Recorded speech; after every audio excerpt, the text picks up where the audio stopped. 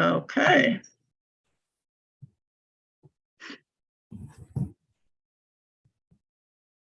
All right. Now I'm going to start the webinar. And we'll wait a couple minutes to let people get in.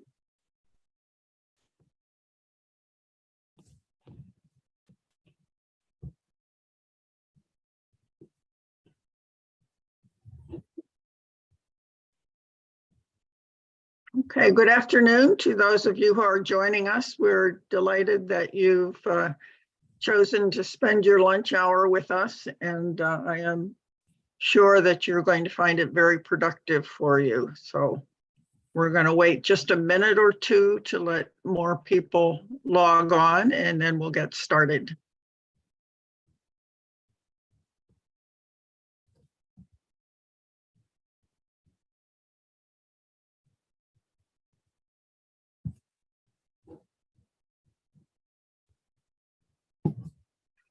I think I'm going to go ahead then with the score slides. Again, welcome. The session today is 10 mistakes that new business owners make. I'm sure from my own experience, I learn more from my mistakes than I do from my successes, and I expect that everybody else is very similar. So before we get started with that session, I'd like to give you a little bit of information about SCORE. SCORE Cleveland is one of 250 some chapters across the nation. Our mission is to foster vibrant small business communities. We do this through mentoring and education. We hope that you, as a small business owner, will have all the support and resources you need to be successful. In the Cleveland area in particular, small businesses drive the local economy. We would not be where we are in revitalizing Cleveland without the number of small businesses that have started in the past few years. So we are made up entirely of volunteers. We have no paid employees. So the volunteers are here to help you, and we in general try to match up business owners with a mentor who has a similar background. So again, if someone in the Cleveland area is not able to help you, we can call on one of the other 10,000 SCORE members across the nation to help you. We have people coming from all different walks of life. We're delighted to help veterans. About 10% of our clients are veterans, and particularly pleased that more than half of our mentees are women. So a lot of women starting businesses.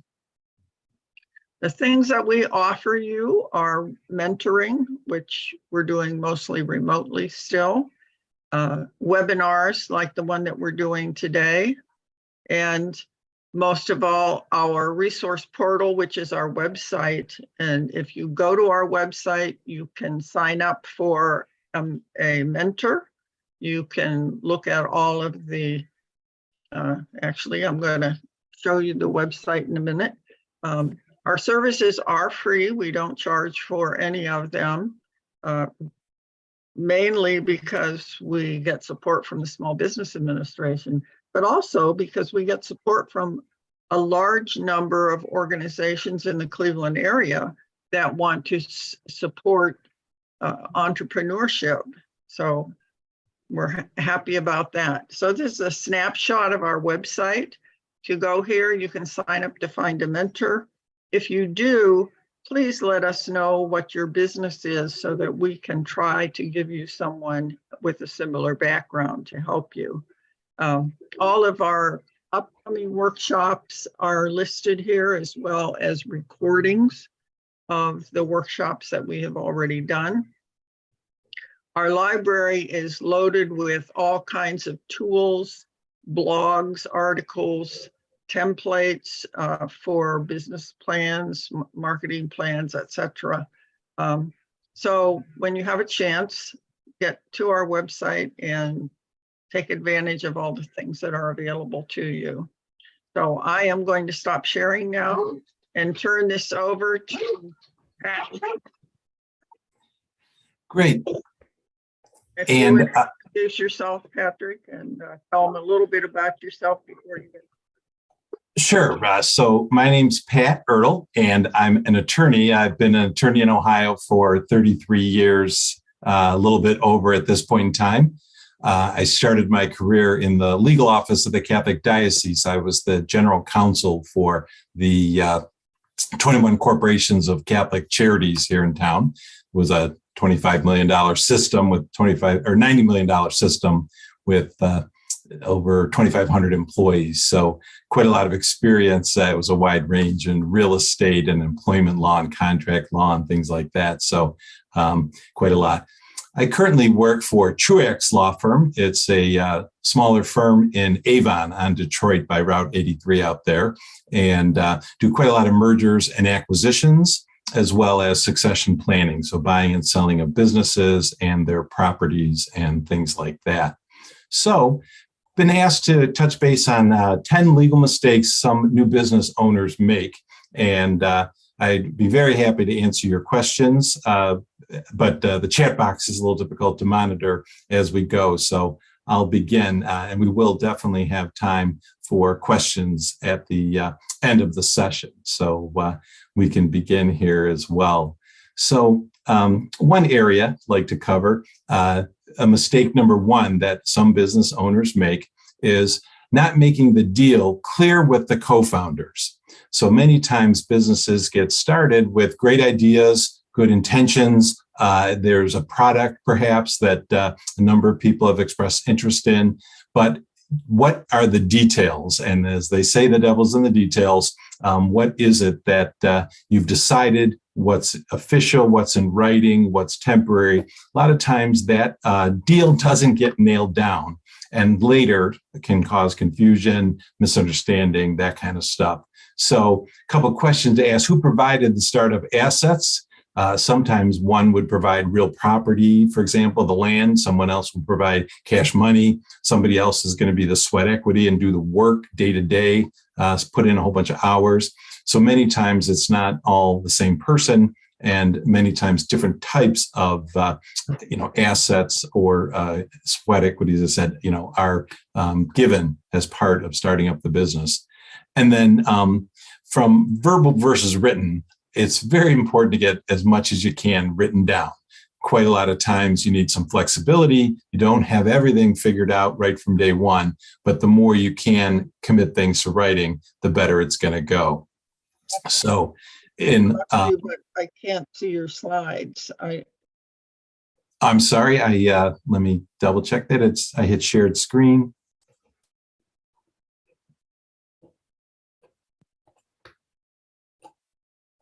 I apologize for that.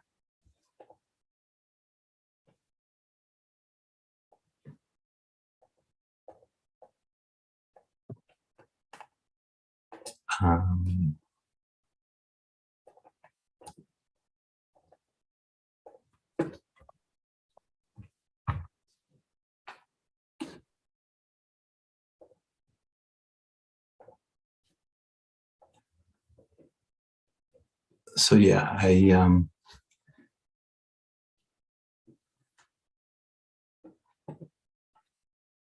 I'm not sure if do you have to close that you're sharing or allow me to? I did do that. Okay. Yeah, I'm seeing the screen, but I'm not seeing the. Okay, now You see my screen? Yeah. Okay, apologize for that. All right, I'll continue on then, if everybody can see that now. Yeah, if you want to just do it as a slideshow.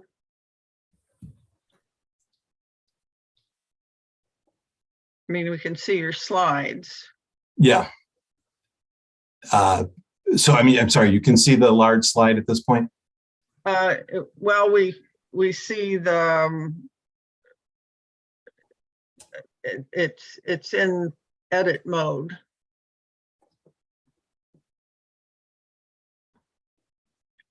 So if you could just go to the center of your screen and hit slideshow. Okay. There we go. There we go. All right. Apologize for that. All right. So at this point, then say mistake number one, get everything clear, get it in writing. The next point I wanted to point out was who owns what percentage of the shares or the membership interest. If it's a limited liability company, you have membership interest. If it's a corporation, there are shares, and the question of who owns what percentage. How will equity be split later? And the company needs the initial investment to operate off of. Other times, there can be distributions after certain periods of time based on agreements, that kind of stuff. Sometimes it arises where there's a problem where one wants to put money back into the company of, say, two partners or two members, two shareholders, and one wants to reinvest it more into the company going forward. So can you leave? It sounds like a funny question, but sometimes they say you can't. The money is tied up in the company, and the company doesn't have the cash to buy you out and allow you to leave. So time commitments sometimes is another issue. One of the members or partners, shareholders, is doing many hours of work, and the other one is from other commitments, isn't able to do so. And then there starts to be some resentment that the sharing of the duties isn't happening equally. So that's another consideration there to talk about who's going to run things, what time level is going to be shared in what way, that kind of stuff. And then what happens if the business were to be sold? Is who has the control, who has the decisions, all that kind of stuff. So now, Anita, are you able to see the chat room? Yes. Yes. Okay. I will monitor that. Great. All right. Very good. And if there's anything I can answer that, I'd be glad to do that as well. All right. So number two, you want to make sure you pick the right business structure. And there are different ways and not one size fits all. Sometimes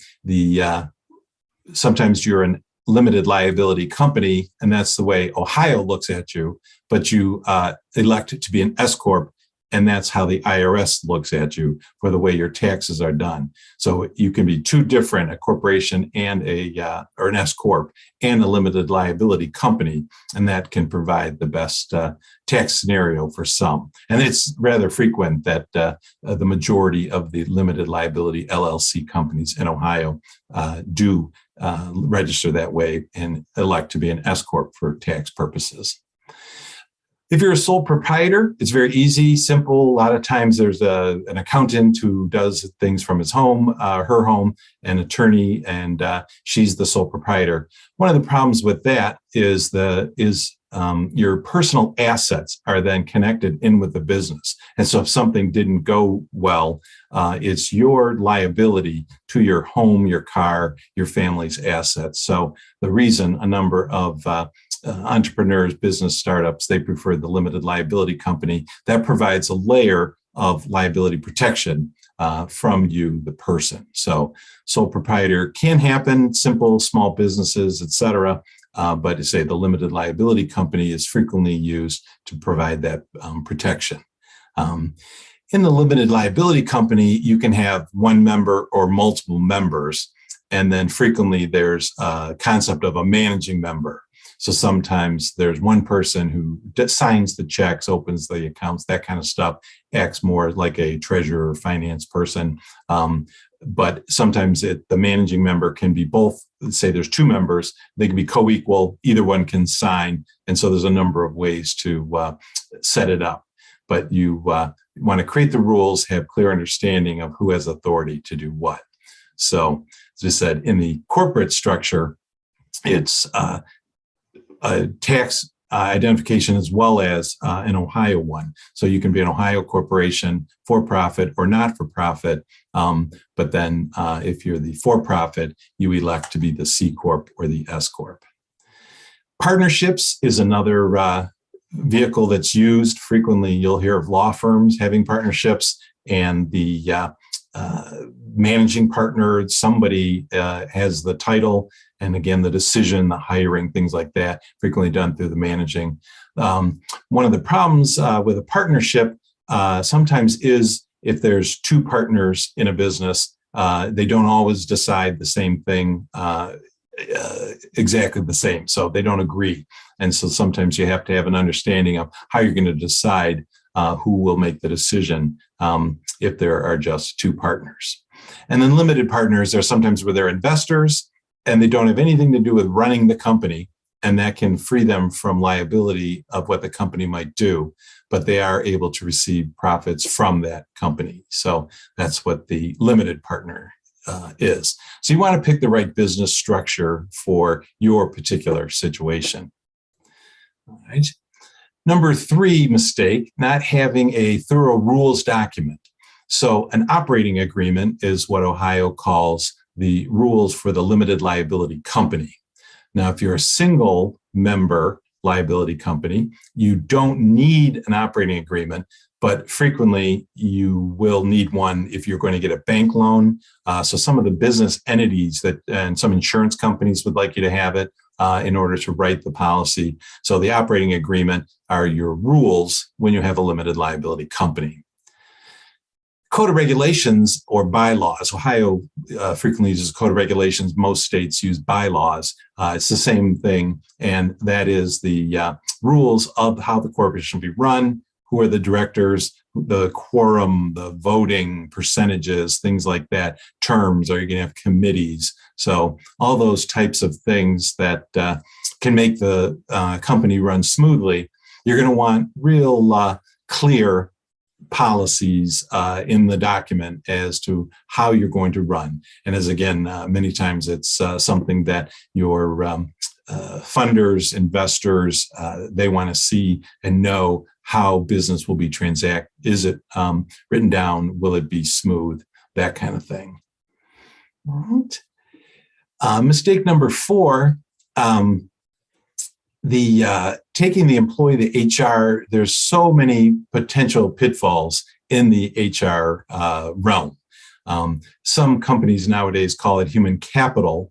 They're trying to emphasize that the financial effect that grouping has on the company. Some thinks it's a little bit less talking about people. They'd rather use human resources, but basically frequently it's a part of the company's financial situation that it can be a huge asset. It can be a big expense. It can cause a lot of liability. Working with human resource issues can be very time consuming. And again, all of this, sometimes that's all at the same time. So documentation, you don't want to take the requirements for documentation. Do you have the I-9 forms that the employees need to fill out for federal rules when they start? There are things like workers' comp and how many employees affects how that works out. Is it a small shop, a big shop, et cetera? Obviously, with payroll, withholding the correct amount of taxes, that kind of stuff. When W-2s come due, mistakes on that can be a real, time killer. So you really do want to make sure you're paying attention and you don't want to just let things go. Immigration is another piece. Some of the company that hires someone, they might be a little slow to ask the questions that normally would on citizenship. And that can become a nightmare as you're trying to solve the situation of your hiring practices, things like that. Employee handbooks are very important to have and to issue. You want the employees to sign that they received it. If there's any questions, they then have stated that they're aware of the policies that are within it, and it needs to be up to date. So over the years, adding equal employment wording to an employee handbook, for example, if they've had one and it's been around for years, the handbook will need to update that policy. You want to be real consistent and you want fairness. You don't want to be making HR decisions in the moment based on the current situation and perhaps not treat different groups of classes of your employees in a similar way. So you definitely want to have the policies. Some people have added COVID policies in the last few years that they didn't have before. So within that, things then like annual reviews. Sometimes the employee could dread the annual review. Sometimes the company got the time and the effort to do them. But there have been situations where companies have terminated or wanted to terminate an employee for a number of different reasons. And if the annual review says they're an exemplary performer every year, et cetera, that's one factor in the consideration if you have some kind of cause. Why is the termination happening if they've been that exemplary employee? So that's an example of where it sometimes takes more time than you wish it did, but it is still important to document how things are going.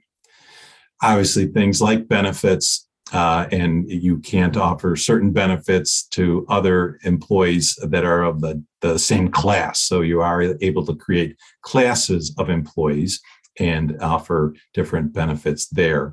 But the contributions from the company, et cetera, you're going to want to be real, again, fair, consistent, have explanations for how the employees are treated in the given circumstance. One of the big problems companies get into when you get to the PTO time, the sick time, vacation time, is it documented? Do I have more days? Do I get paid when I leave? Is it prorated, 1.5 days a month throughout the year? Are you allowed to borrow from it, use it? So it's an area where there's frequent headaches that come as people try to maximize their vacation time, their PTO time, their sick time. Different companies have decided to do away with, say, sick and vacation and make everything PTO time. And the employee doesn't have to give a reason why they'll be out that day. It's just paid time off. So, but real clear policies and real consistent implementation of them. Obviously, in the last 3 years, working remote has exploded. And as we move on then, and some people are not talking about COVID quite as much as they were, some companies are requiring the employees to come back full-time, 5 days a week. Others are trying to do hybrid schedules. There's fairness if one of the employees lives, say, an hour away, and you can't discriminate and let one stay remote, yet someone, because they live closer, they're then going to be punished and they have to come into the office. So having clear understanding, days of the week, what's the expectation, who's allowed to do it, these policies, it's real important that you nail them down and have clarity. And if there's questions arise, sometimes you haven't figured out the answer, but it's real important to address it and come up with an answer. And in terminations, whether it's their choice or your choice, many people know there's at will in Ohio or contracted. And so the majority of employees are the at will type of employees.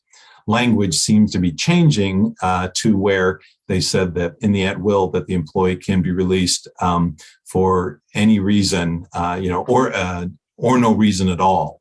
And so the 2-week notice, traditional amount of time given when the worker's leaving or the company is going to terminate the person, it's starting to get to the point where they look at it, well, really, there's no reason at all why either side needs to state why the termination's occurring. So, but at the same time, then there are some questions of the, was it fair?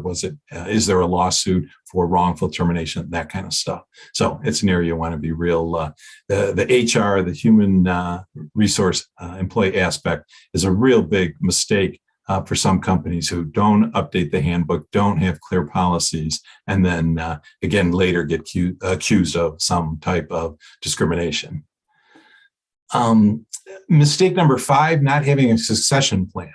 Now, this is way too common in my experience. I do quite a lot of succession planning. Our firm, Truax, has a number of construction clients, for example. Many of them are very good at their business and the cement work and the laying the pipe and things like that. But many of them haven't put into place any of the paperwork for succession planning. So if you ask the question if one of the employees had, or one of the owners, had a serious life incident or even dies, what would happen next? So in the succession planning, many times they'll talk about the 5Ds. And so if you have owner or a couple owners, if one of them dies, do their shares of the company or their member interests of the company go to their heirs, their family? Is the spouse going to become a business partner because the shares of that deceased owner were given to that spouse? Do you really want to be in business with your former partner's spouse?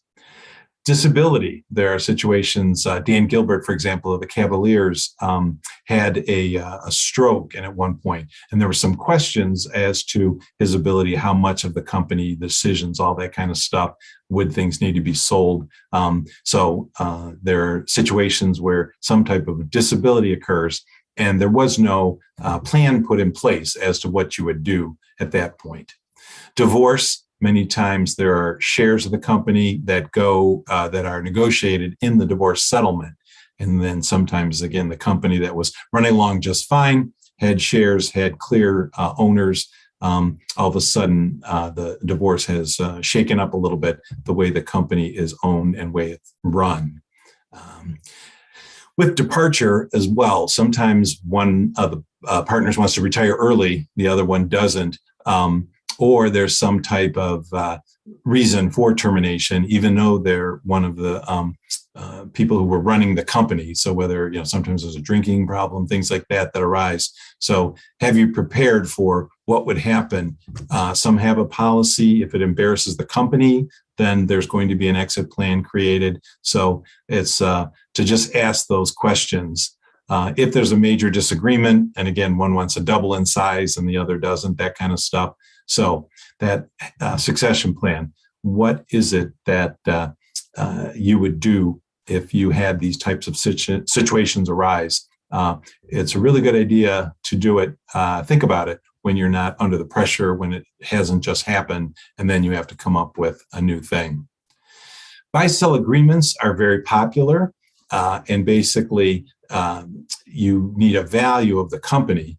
But that's the way to prevent, again, like a partner's spouse from being your new partner in the company. So they'll create an agreement. Frequently, insurance is used in the process. So the company will take out an insurance policy on each of the member interests in an LLC or the shareholders if there's closed company. And if the person passes, the insurance proceeds go to the company.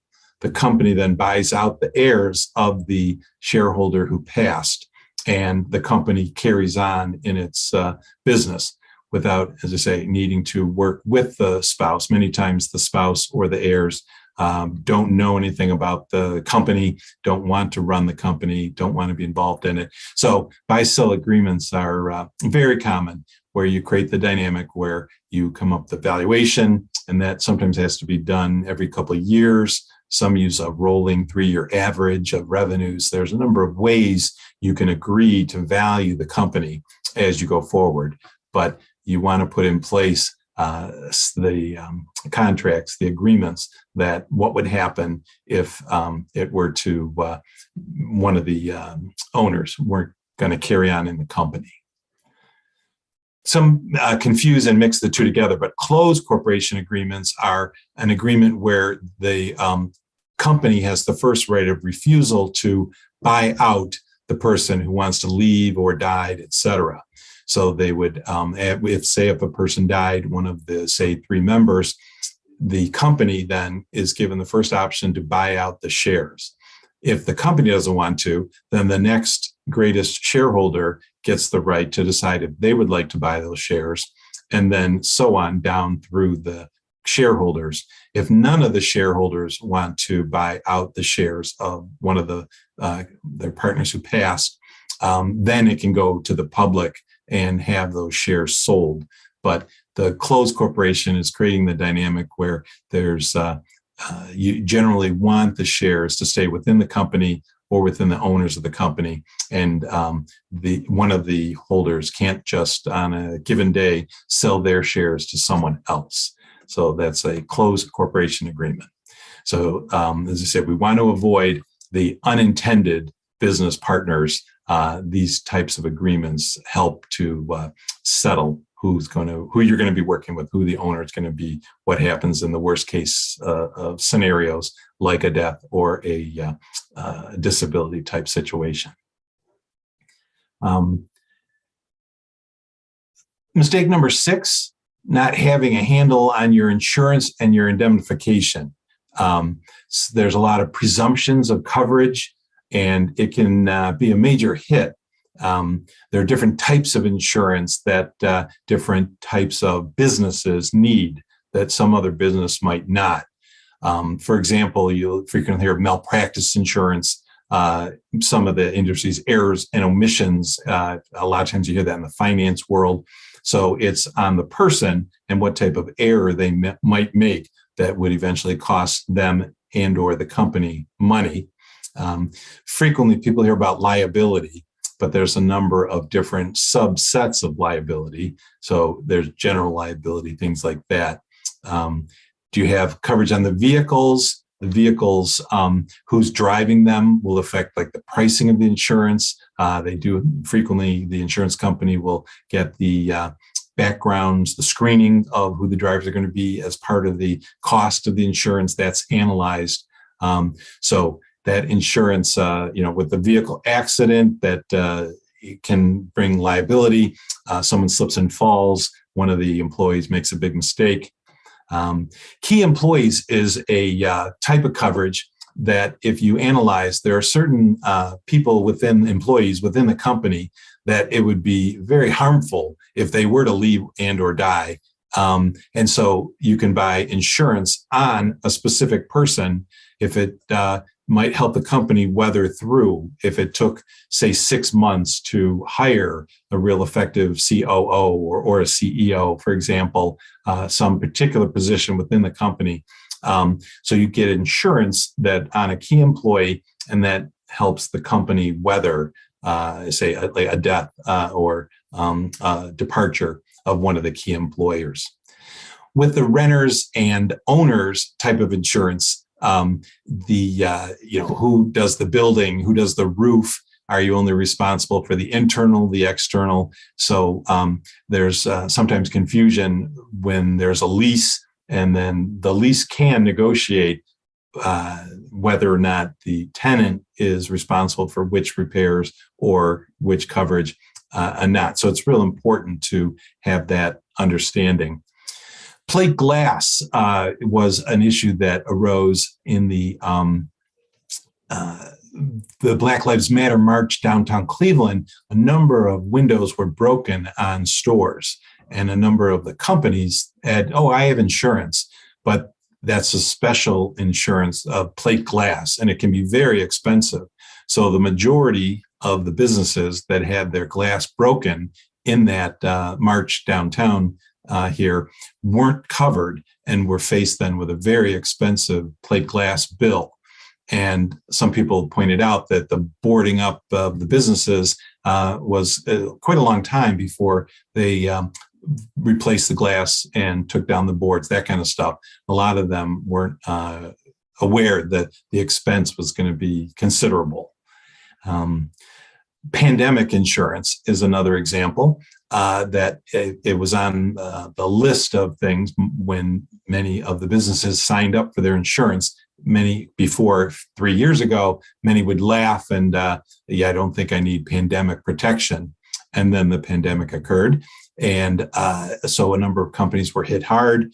a number of them sued insurance companies saying that they thought they had coverage, but the insurance companies were able to prove it was an option. Frequently, there's option for earthquake coverage, flooding coverage. So many of the companies don't foresee what might happen down the line. So it's real important to work with a good insurance agent that you understand, you can talk to, you can ask questions, you can get explanations about what coverages you need based on the type of business, based on where you are, is it in a floodplain, that kind of stuff.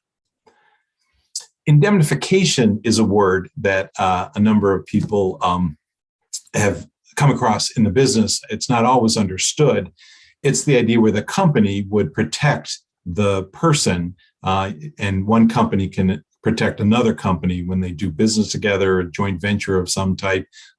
So the agreement states that they will indemnify the other, whether it's a person again or a company, and their insurance, but even the assets of that company will protect that other company in what the agreement spells out, that where the protection lies. So many times you'll have indemnification clauses or an entirely separate indemnification agreement when you're talking about working together with a company or drafting an agreement.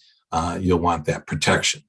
And then words are interchanged. Some people refer to the indemnification, indemnity agreement, a hold harmless agreement, a waiver of liability, a release. So most of these, are common and used frequently. There can be a slight nuance to what you mean by each use here, but generally it is that where you're signing and agree to protect another person or another company. Mistake number 7, not having good policies and procedures. There's a lot of companies that basically have in their mind how they would like it to go, but they haven't put it to writing. They haven't trained on it. They haven't demonstrated. As an example, when Clarence Thomas hearings were being done for the Supreme Court, the policy, the procedure of sexual harassment was something that many companies didn't have. And then they were realized not only was it a good idea to have it, but if there actually were an occurrence, the company would be treated better in the litigation if they had a policy and made efforts to try to train on that policy. So you very infrequently will see a handbook that doesn't have a harassment or specify a sexual harassment policy. I say, but you wouldn't have seen that prior. So sometimes certain policies get created, like a COVID policy, a work from home policy, remote, that kind of thing. So equal rights employment, that was another one where, if you went to a certain date in our 20 years ago, they wouldn't be equal EEO policies in every handbook, but nowadays you're going to find them. Weapons policies have become more frequent. Many companies didn't think it was an issue they needed to address some years back, but then certain laws have been passed, whether you can carry legally, that kind of stuff. So as the laws have changed, many companies have found it that they need to create some type of weapons policy to state how you're going to handle the situation. With the leaves for pregnancy leave, maternity leave, paternity leave, adoption, it's the language is shifting more and more to the parental.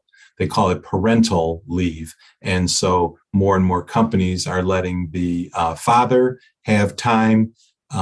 Many, for years, have had the mother and only called it maternity leave. But again, then there are adoption situations. Do you get to utilize that policy if you've adopted a child? So to be specific, that you have parental leave, is there leave for the father, that kind of stuff. So that's an evolving area that if your handbook hasn't been looked at recently, you may want to take a look and update what it is that you want your company's policy to be. Non-compete agreements, confidentiality, non-disclosure. There's a number of words that would go along with this. More and more companies are considering if there's trade secrets, how you do business, who your clients are. There could be a reason to protect that. So to have their employees sign these agreements. Had a odd situation with one of my clients in the last few months, where they realized that they had a new product, that it was a specialty installation. They were giving confidential knowledge to employees. So they decided to require that the employees sign a non-compete confidential non-disclosure agreement. And one employee of 8 years, who was a very good employee, said no and walked out the door. The company was stunned. They never thought that there was going to be an issue, et cetera. But is there something you need to protect? Do you have a specialty that your business does that you wouldn't want your competitors to have, et cetera? So to consider that concept, do you need that type with some of your employees? Reimbursements can often be a procedural issue that for mileage, for expenses, if there are meals where you're a salesperson is taking a client to lunch, for example, what reimbursement is paid. Some companies will do per diems based on certain cities. So there's a number of ways of doing it. But the idea of turning in expense reports, having them rejected or certain pieces rejected, it's an area where you'll really want to nail that down so that there isn't a confusion, there isn't a resentment of the, say, employee, but the employer denied, certain expenses that they presumed were very reasonable, et cetera. So that's an area that has quite a lot of contention. Bereavement is an example where the policy, many places think it's reasonable, but pinning it down. Do you get 1 day bereavement to go to the funeral? Do you get 3 days? Do you get 5 days? If it's out of town, do you get more days? Is it just the spouse? If it's your grandma, will that get you a certain number of days? Some are very close to their second cousin who, helped raise their children or something. So a number of companies have policies that aren't real specific, and you can be accused of kind of making it up as you go, or again, discriminating. You let this person do that, and you wouldn't let me do that. So you'll want to nail down the types of things how you would handle the given situations. There's been a lot of discussion in the news recently about employees talking about their rate of pay, and more companies nationally are posting their salaries. And often it's a range of what the position offers, and based years of experience can affect it, that kind of stuff. But the question was asked by one of my clients recently, can I demand and actually have them sign a document saying they won't discuss their rate of pay? Well, you can't have your employees be bound that they can't discuss their rate of pay outside of work. You can require that it not be discussed while at work. But if they're doing some social activity after work on a Friday, you are not able to prevent them from discussing their pay rate. So say that's something that a lot of companies used to have in their handbook, that it would be cause for termination. Say nowadays it's becoming an issue. More employees are understanding that they are allowed to discuss it, but is that you can make it a policy that it can't happen on the work premises, at the office, whatever. And mistake number 8, not knowing what your business is worth. So valuing the company is very important. Obviously, annually taxes need to be done, things like that.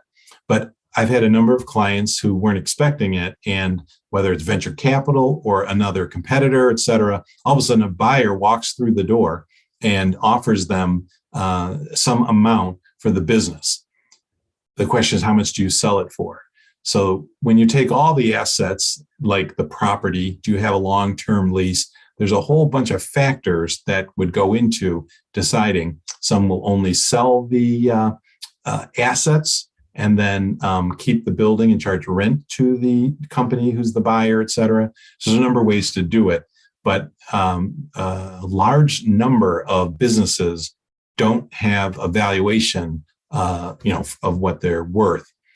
Sometimes there's multiple partners, shareholders, members, and they have different opinions and think that the company's worth, say, way more or way less than it actually is.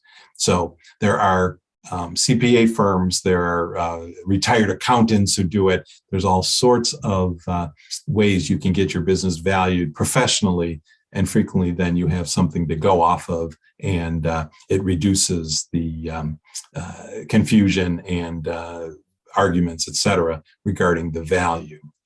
So sometimes there are new investors who want to come in. You want to put out more shares. Like a law firm, as I spoke about, wants to add like 5 more partners to the firm. Some says that waters down the value. So those types of discussions of would that partner bring a book of business, and that increases the value. So there's lots of problems that arise in companies when they don't know what the company's worth as they move along. Sometimes there are what they call stock deals versus an asset deal. The liability is often the issue. Am I buying just your name and your website and those assets, and I'm leaving behind all your past liabilities that might be there, sometimes union contracts, things like that. So when you're assessing it, the stock deal versus the asset deal is a very important consideration as to what actually is being bought. And many times there's an undervalue of the intangible. So often you can get a real property appraisal, you can know and depreciate business equipment, things like that. But when you get to the intangible, what is the goodwill, your brand, your website? There have been companies I've worked in the sale where an East Side company just wants to expand to the West Side. They didn't want to buy all the new equipment and everything, so they buy a company that's out on the West Side, for example, and paint their name on their trucks and just continue business as it was with the clients of the previous company, et cetera. So sometimes they just want to buy your goodwill. Sometimes they want to buy your buildings and trucks and all that kind of stuff. But what it's all worth, that can create problems if you're not aware, and you're going to want to get that taken care of. It's almost like trying to sell a house without having any idea what the market for that house would be. And leases, how many years are left on the lease? Do you own the property? That can have a strong effect on the value of the business.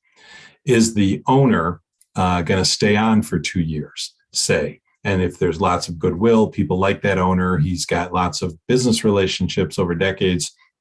So the question is that a huge extra value to have the person stay? Would it affect the value of the company if they left, or if they stayed? Frequently it does. It affects the price considerably. Mistake number 9, poor handling of your data. So nowadays, quite a lot, e-data, paper, many of the companies don't think through, have a policy, whether it's shredding, whether it's storage, whether it's the keeping of your records. Until someone asks for your documents, you can't find them, you don't have them, et cetera. So, for example, I had a recent situation where a person was applying for a loan. The business was doing really well, but the bank required an operating agreement. So they had to put one together quickly in order to satisfy that requirement for the loan.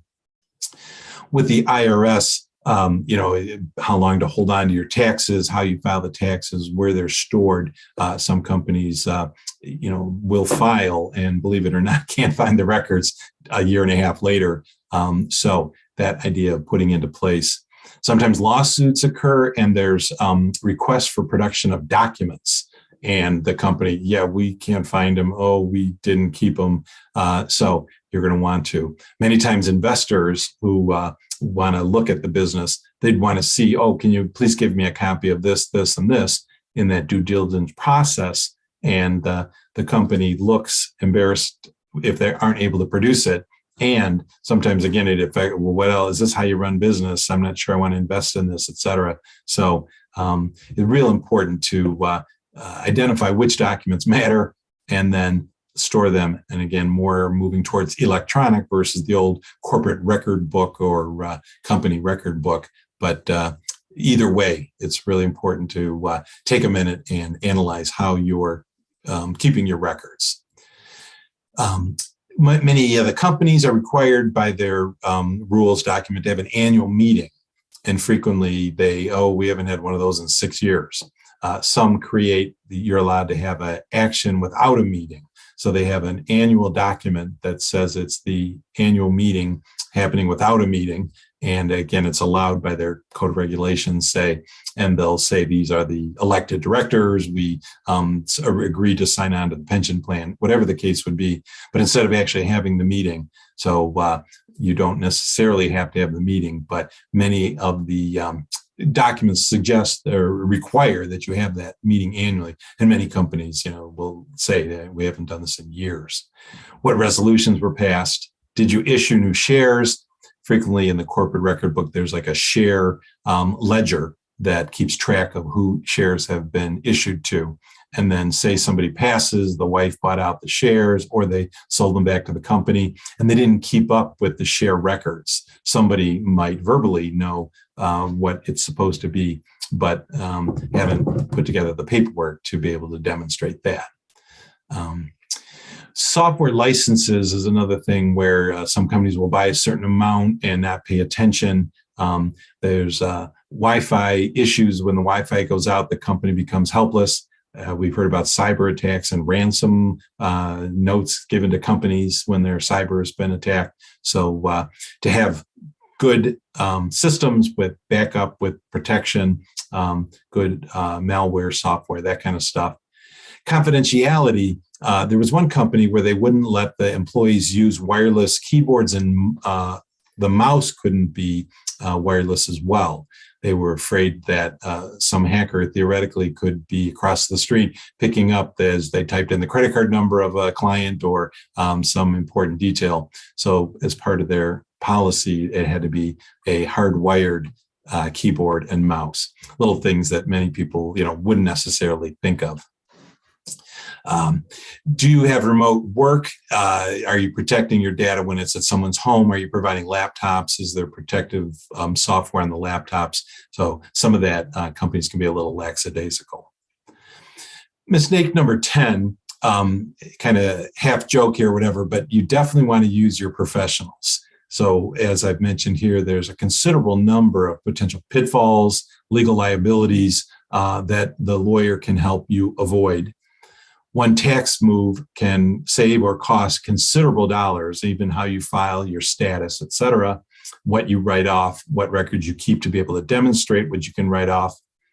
And one incident can have cause significant harm to the business. And so whether it is an insurance claim or some incident that occurs, we talked about in insurance, many of the people who were applying for their business insurance didn't think pandemics, earthquakes, flooding, plate glass, business interruption was going to be something they needed.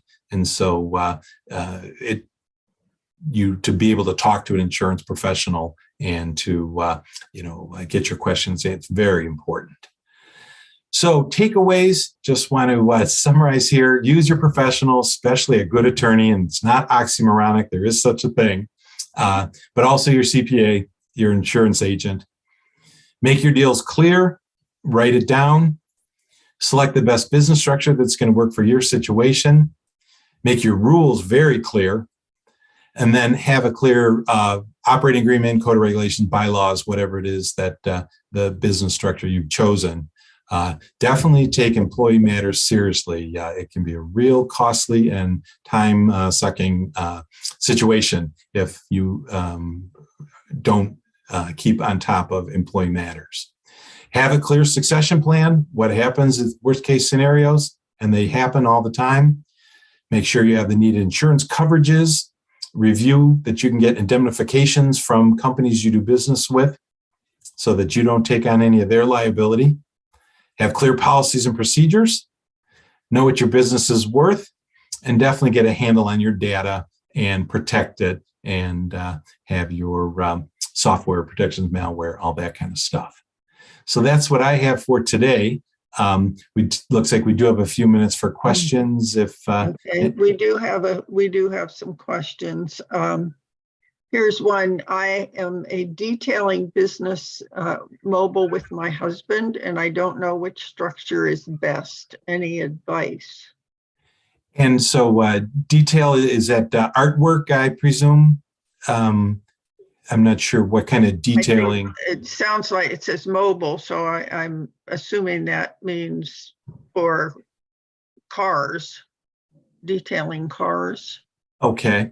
So with the global, so sometimes corporations work well as opposed to an LLC if you're going to be doing business in many states or with different countries as well. But a little bit more specifics would be needed to give a full answer to the question.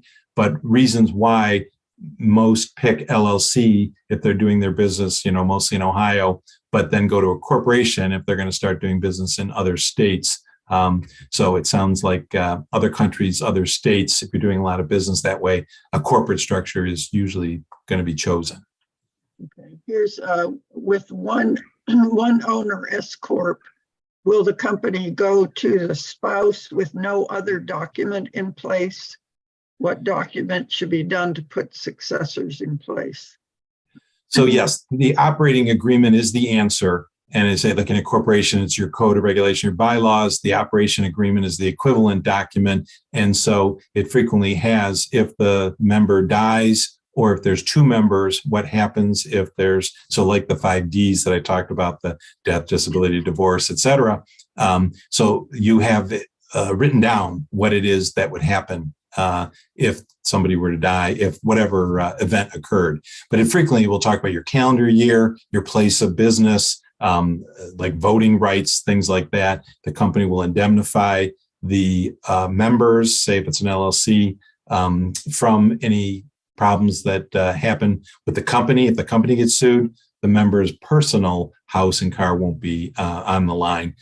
So those types of things are frequently what you find in a operating agreement for an LLC or a code of regulation for a corp. Okay, here's several questions. Under mistake number 7, can small businesses establish policies on weapons for guests? They absolutely can. So there's always going to be the law, of the federal laws, state laws, and then, but in a particular place, in private, for example, you can make rules for, but it could be different for public areas versus private areas. For example, like an office where it's only the staff who are there. So the simple answer is yes, policies can be made for weapons. They obviously can't contradict, though, what the state laws, and those state laws are even in many states, changing in the last few months. Okay, when is a good time to assess the valuation of a small business? After 1 year? So yes, at the startup, it's real important to quantify who put in what. And, so is it a 51%, 49 ownership, 80, 20, that kind of thing. And so then say you had a really good year, a real poor year at the end of the year to understand what revenues there are to either distribute, keep in the company, expand the company, et cetera. So some do a informal value every year, and others, they say like 2 years, 3 years, they'll do a formal where they'll hire an accountant to do a formal business valuation. Okay, do small business owners have different attorneys for different aspects of their business? Some do. Hire HR consultants instead of having an HR department? No, I have a funny situation where I had a client who bought a company in Colombia, pretty much sight unseen. And so I helped them find a law firm in Colombia who could take care of. But yes, there are specialty tax firms, there are specialty real estate firms, that kind of stuff. So it's simply based on the need, and can the firm you're working with, so they might have been very, competent, capable, helping you get started, but then you might be branching into an area that, for example, like patent law or something like that, you're going to want someone who practices that specialty. Right. For a nonprofit, does Ohio require 3 officers? What if there's just one founder at the start? Yes, you can found the company with one, and many are have a initial kind of meeting where they establish and invite, and some people will turn down, they don't want to be on the board, but they'll advise. So yeah, many times you then start with the filing of the articles of incorporation, and then you can supplement, determine how, and again, the document, the code of regulations will say, voting, and it takes a quorum of a third of the people or something, and it takes a 51% vote. So the rules are very important as to what authority to expand there is. Okay, I think that's all the questions. So, yes, which is good because we're running on to 1 o'clock. Excellent. There was a question. Do you work with clients to get these documents made? And if so, may I schedule with you? So you've given us your contact information, and that will go out to everyone who's attending. So you may get some calls. Sure, we do quite a lot of this, and very glad to help. And side questions arise, what should I put in there? Is it a really good idea to do something? So we offer business advice along the way based on experience with a number of clients and putting together their documents. Okay, let me just check. Thank you. Everybody's saying thank you. So apparently they felt the information was valuable, and I thought that it was a great presentation and very helpful to new business owners. So thank you very much, Patrick. Sure. We probably have you come back another time and do it again. So, excellent. So, again, thank everybody for spending your lunch hour with us. Again, we will be sending out a copy of the slides and a link to the recording. So look for that in your emails. And